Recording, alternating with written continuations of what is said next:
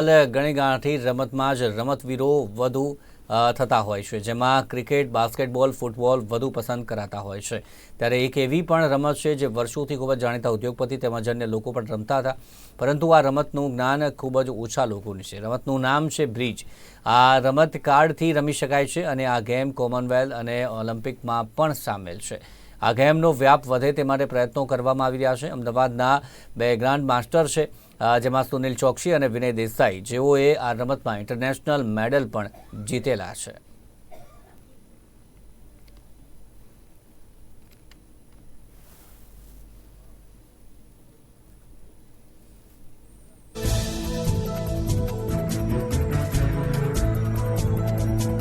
Bridge a very intelligent card game છે.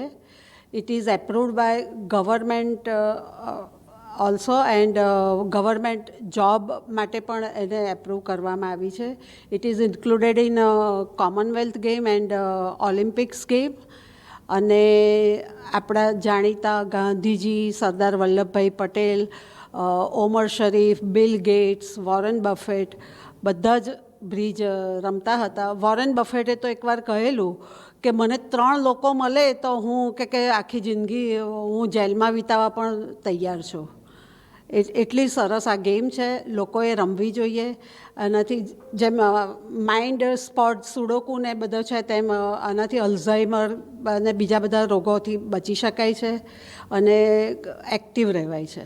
અને ઇન્ડિયાને ઘણી બધી વખત વર્લ્ડ ચેમ્પિયનશિપ્સ ને ઓલિમ્પિયાડ ને બધે રિપ્રેઝેન્ટ કરેલું છે. એકચ્યુઅલી બહુ અનફોર્ચ્યુનેટ છે, પણ બ્રિજની અવેરનેસ ખૂબ જ ઓછી છે ઇન્ડિયામાં.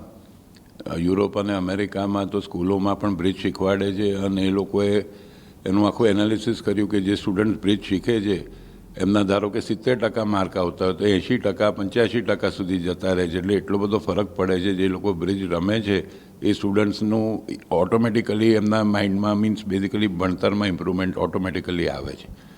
અને bridge is the most complex mind sport on this planet. It has much more combination and permutation than even chess or any other mind sport.